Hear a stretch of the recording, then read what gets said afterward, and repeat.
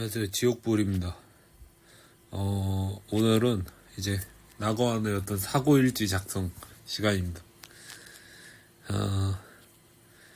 일단은 코레일에서 안타까운 사고가 벌어졌는데요. 일단은 명복을 빌도록 하겠습니다. 근데 코레일이 사실 이런 뉴스가 한두 개가 아니거든요. 코레일에서 이제 경부선 열차에 치여서 코레일 작업자 2명 사망하고 5명 부상이 생겼다고 합니다. 이 코레일이 시여 무궁화호 열차가 작업자들을 잇따라 치는 사고가 일어났습니다. 이 사고로 모두 2명이 숨지고 5명이 중경상을 입었습니다. 이게 도대체 근데 어떻게 이거에 작업자를 칠 수가 있는 거지? 도대체 모르겠네요.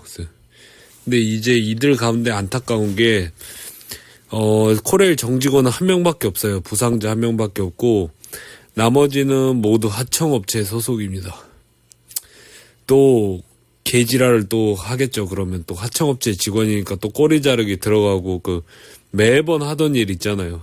예, 분노가 치밀게 하는 그 일을 또 하겠죠. 아무렇지도 않게 기업은. 그러면 또 하청업체 직원은, 이게 다 가장일 거 아니에요. 코레일 지금 폭우로 인해 파손돼 복구한 경부선 철도 비탈면을 점검하기 위해 이동 중 사고를 당하면 다 남자겠지, 여자일 확률이 거의 있겠습니까? 있으면 내가 사과할게요. 근데 다 남자 죽었겠죠. 그러면은 가장이 개죽음을 딱 당하면 이제 가족들은 완전히 고통 속에 사는 거예요. 그렇다고 이렇게 보상이나 어떤 처우가 제대로 된 것도 아니고, 2명의 어떤 하청업체 직원으로 다니던 사람은 그렇게 사고가 난 뒤에는 완전히 그냥 개죽음을 당하는 거야. 경부선 열차에 치여서 이런 사상이나 그런 거를 당하면 여러분, 그러니까 위험한 일을 하지 말라는 이유가 그거야. 그러니까 공기업이고 지랄이고 다 똑같다니까요. 위험한 일은 그냥 내가 죽을 각오를 하고 돈을 좀 몇 푼 더 벌어가겠다, 몇만 원 더 벌어가겠다, 이거예요. 근데 여러분의 목숨값이 몇만 원밖에 안 되는 건 아니잖아. 하루의 목숨값이. 남들이야 그렇게 생각할 수 있어도 너 자신은 그렇게 생각 안 할 거 아니야. 더 가치 있는 사람이라고 생각할 거 아니냐고. 그래서 결국에는 코레일 직원분은 1명밖에 없고, 정직원도 정직원이면은 사고가 나도 되냐, 그건 아니지만, 하청업체 직원이 더 많은 어떤 고통을 받겠죠. 어떤 사후 처리나 이런 면에 있어서.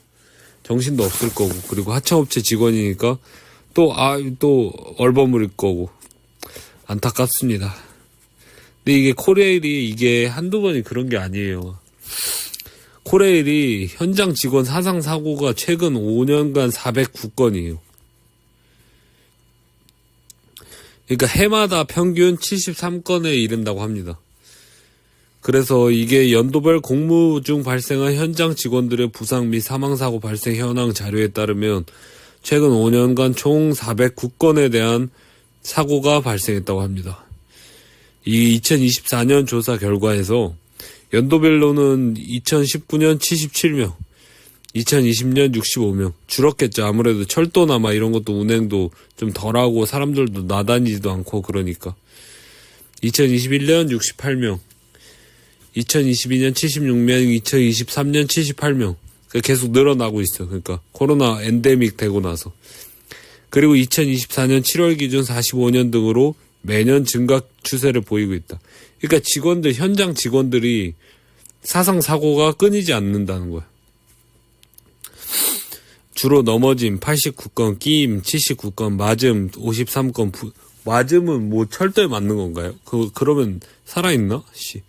부딪힘 51건으로 인한 사고가 주요 요인으로 집계됐는데, 문제는 해마다 사고로 목숨을 잃는 사망사고가 끊이지 않고 있다는 것이다 라고 해요. 그러니까 한국에서 사실 얼마나 이제 그 공기업이나 뭐 대기업이나라는 희망이 허상인가, 그 한여름밤의 꿈이나 마찬가지인가를 생각하게 하죠. 코레일이 문제가 많은 건 사실입니다. 뭐 적자 문제도 있고 항상 뭐 사고가 나는, 어쩔 수 없이 철도에서는 사고가 나죠. 근데 사고 규모도 크고 그 다음에 급여도 작고, 그러니까 의욕을 잃게 되고 직원들이 그렇다고 어떤 국가의 어떤 전철을 안 돌리게 되면 회사원이 뭐 못 다니면 나라 자체가 이미 동력이 멈춰버리니까 뭐 어쩔 수가 없어. 그렇다고 올릴 수도 없어. 더 부담이 되니까. 안 그래도 서민들의 삶이 팍팍하니까 값을 올릴 수도 없고. 그렇다고 노인 무임승차를 뭐 폐지하겠다는 뭐 결단도 없고. 그러니까 아무것도 없어.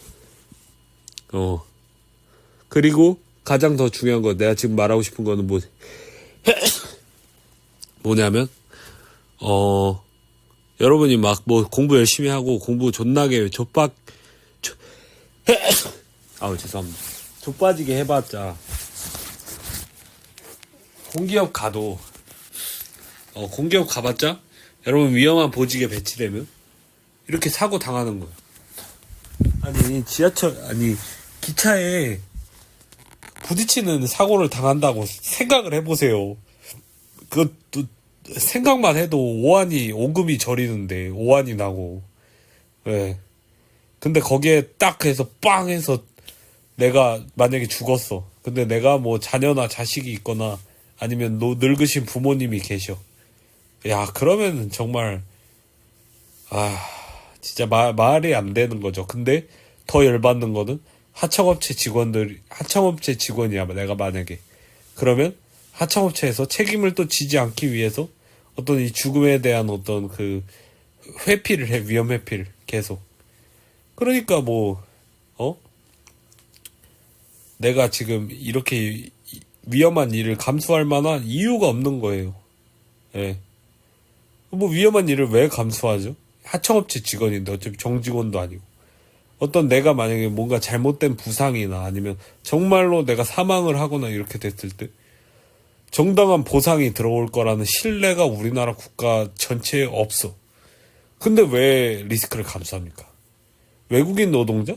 외국인 노동자가 당연히 돌아갈 생각을 하니까 리스크를 감수하는 거지. 제가 볼 때는 외국인 노동자도 여기 천년만년 살 거라고 딱 한국으로 귀화할 거라고 딱 생각해서 일을 하잖아요. 그렇게 열심히 일을 안 해요. 제가 볼 때는. 걔네가 여기 살지 않고 몇 년 고생해서 자기네 나라 돌아가서 집 사고 땅 사고 하려고 열심히 일하는 거지.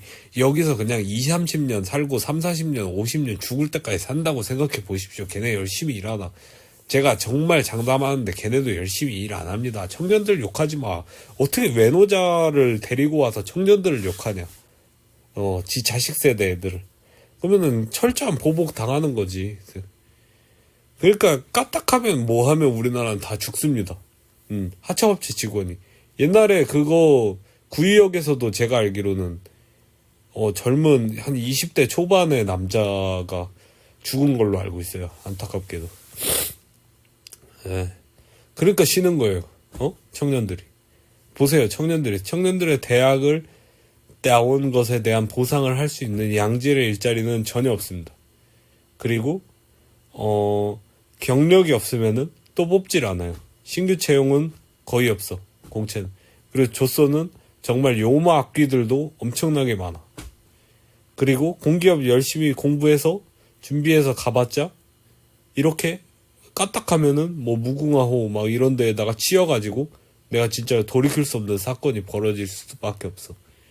그러니까 공부를 노력을 막 계속해도 완전히 내가 앞으로의 인생에서 그 대학 나온 값을 할 만한 직장은 점점 줄어들고, 그 다음에 공부를 또 열심히 해서 공기업에 들어가 봤자 현장직에서 이렇게 일하면 어떤 내가 돌이킬 수 없는 환경이나 아니면 사건에 휘말릴 가능성이 높아.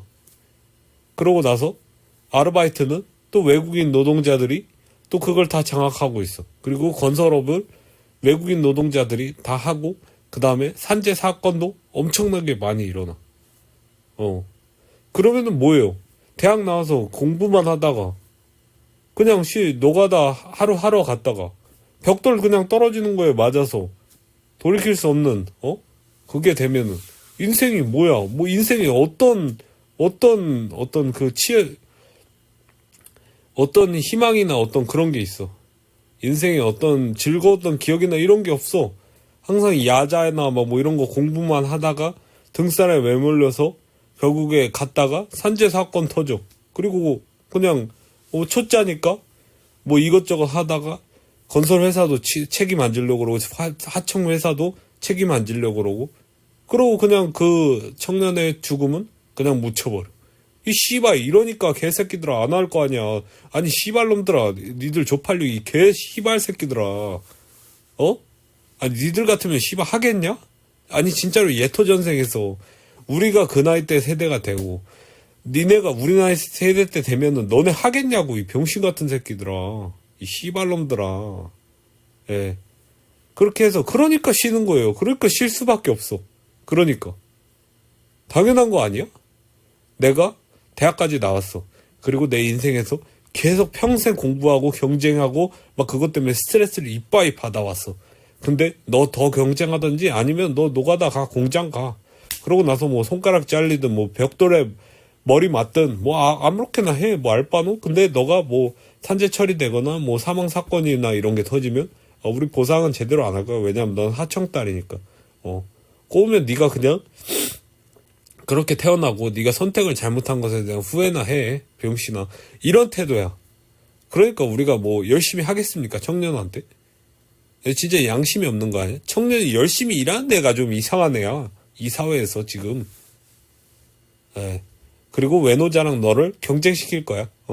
알지? 뭐 외노자한테 열심히 해봐. 너 안 그러면 외노자를 더 쓰고 너 안 쓴다. 그리고 노인네들한테는 아이고 어르신들 그러면서 저기 세금을 써서 제가 일자리를 늘려드렸습니다. 그러는데 28개월째 청년 일자리는 감소하고 있어. 이 씨발 새끼들아 우리가 모를 것 같아. 우리 다 알아. 우리 다 아는데 그냥 이 체제를 붕괴시키기 위해서 가만히 있는 것 뿐이지. 니들 시대처럼 막 미개하게 막 화염병 까고 지랄연병하고 그런 게 아니라고. 그리고 그런 것도 그런데 구인 배수는 0.28에서 4로 증가해요. 0.4로 4로 증가했대. 4로 증가하면 좋겠다 씨발. 4로 증가하려면 그 말인즉슨 뭐예요? 그냥 세금 뿌려서 노인네들 일자리만 증가시킨 거예요. 예. 그러니까 청년에 대해서는 안중에도 없다. 누구도 청년을 신경 쓰지 않는다라는 겁니다. 그러니까 비단 조팔력뿐만이 아니에요. 영포티도 신경 안 쓰고 그분들도 이미 한 자리 차지하고 있는 그분들도 신경 안 써요. 그리고 심지어 인싸 호소인이나 대기업 들어간 안정적인 사람들도 신경 안 써요. 한국은 극단적인 개인주의 나라예요. 제가 볼 땐. 뭐 집단주의고 연병이고 이제는 그렇지 않은 것 같아. 내가 볼 땐. 이제는 그냥 극한의 이기주의 아닌가. 각자의 보신주의. 그러니까 결론은 우리도 뭐 보신주의가 트렌드인데 트렌드에 맞춰서 그냥 탕핑해라. 탈조해라. 한국에서의 노력은 탈조를 하거나 어떤 자신의 꿈을 위한 노력이 아니라면은 전부 다 헛수고입니다. 제가 볼 때. 누군가의 기대에 맞춰서 뭔가 시험을 준비하거나 이런 거는 전부 다 헛수고예요. 제가 볼 때. 너가 그런 거 해봐야 너 재능 없어. 당장 그만둬라. 그리고 항상 생각을 해라. 내가 이제 1인 사람으로서 AI 시대에도 오고 있고 그다음에 한국도 휘청휘청 거리고 있으니까 내가 어떻게 각자 도생할 것인가. 그 생각을 항상 해야 된다. 감사합니다.